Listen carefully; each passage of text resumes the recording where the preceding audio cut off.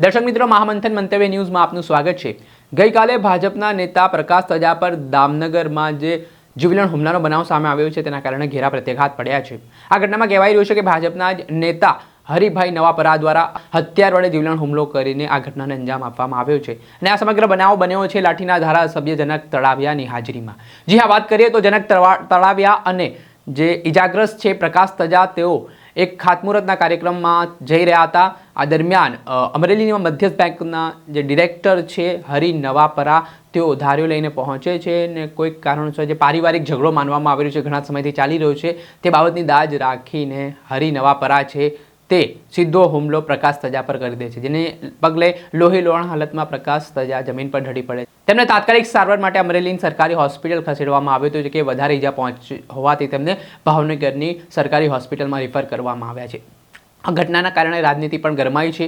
ભાજપના જ નેતાઓ વચ્ચે અંદરો જે હિંસક બબાલ થઈ છે તેના કારણે હવે કોંગ્રેસની એન્ટ્રી થઈ છે, જેમાં અમરેલીના કોંગ્રેસના નેતા પ્રતાપ દુધાત દ્વારા આ મામલે અમરેલીની કાયદા અને વ્યવસ્થાની સ્થિતિ સામે પ્રહારો કરવાની તેમણે શરૂઆત કરી છે અને કહ્યું છે કે ભૂતકાળની સ્થિતિ અને વર્તમાનની સ્થિતિની વાત કરીએ તો ખનીજ માફિયાઓ, બુટલેગરો સહિત જે તમામ ગેરકાયદેસર પ્રવૃત્તિ કરનારા લોકો છે તે બેફામ બન્યા છે અને જિલ્લામાં જે પરિસ્થિતિનું નિર્માણ થયું છે તેના કારણે તેમણે કાયદો અને વ્યવસ્થાને આડે હાથ લીધા છે। સાથે તેઓ કહી રહ્યા છે કે જ્યારથી વાત કરું છું ત્યાંથી દિલ્હી સુધી એક ચક્રી શાસન છે। એક બાજુ કાયદાના જાણકાર મંત્રીઓ હાથમાં માઇક આવી જાય તો મોટી મોટી ગુલબાંગો પોકારે છે, બણગાઓ ફૂંકે છે। સલામતના પણ ગંભીર સમસ્યા છે કે કડકમાં કડક સજા કરાવો, ચમરબંધીઓને છોડવામાં નહીં આવે, સ્લોગનમાંથી બહાર આવો, સરઘસ તો નીકળશે એવી વાતોમાંથી બહાર આવી કડક હાથે પગલાં લો, નહીંતર ગુજરાતને યુપી બિહાર બનતા વાર નહીં લાગે। આ શબ્દો છે અમરેલીના કોંગ્રેસના નેતા પ્રતાપ દુધાતના। તેમણે પ્રહાર કરતા શું કહ્યું તે સાંભળો। નમસ્કાર। કાયદો અને વ્યવસ્થા અમરેલી જિલ્લામાં ધજિયા ઉડી રહી છે। ભારતીય જનતા પાર્ટીના દામનગર શહેરના ભાજપના મહામંત્રી મારનાર,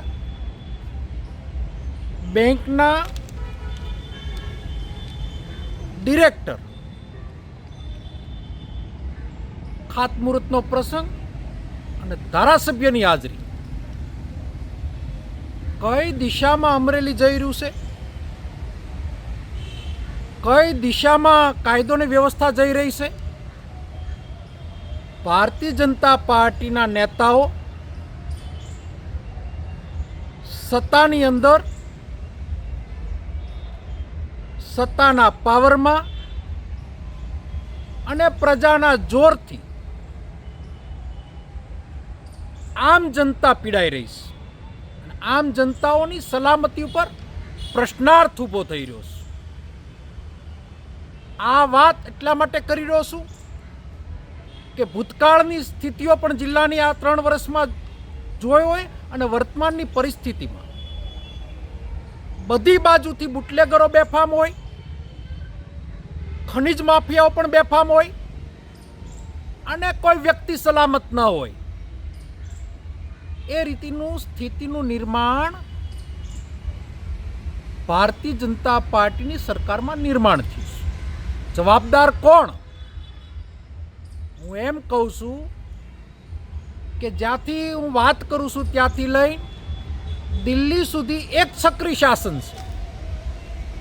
એક બાજુ કાયદાના જાણકાર, ગૃહના રાજ્યમંત્રી હોય કે મિનિસ્ટરો હોય કે સરકારના ધારાસભ્યો હોય, માયક હાથમાં આવે તો બુલબર્ગો એવી મોટી ફૂંકે કે બધું સલામત છે।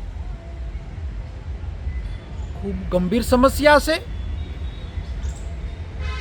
કડકમાં કડક સજાઓ કરાવો,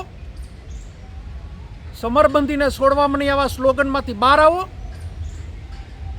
સરઘસ તો નીકળશે એવી વાતોમાંથી બહાર આવી અને કડક હાથે કામ લ્યો, નહીં તો બિહાર અને યુપીમાં અને ગુજરાતમાં હવે કોઈ લાંબો ફરક દેખાતો નથી।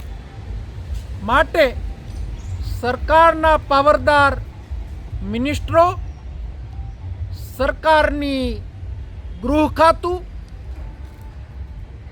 મહા મુસીબતે જિલ્લો સુધાર્યો હતો। ખૂબ જ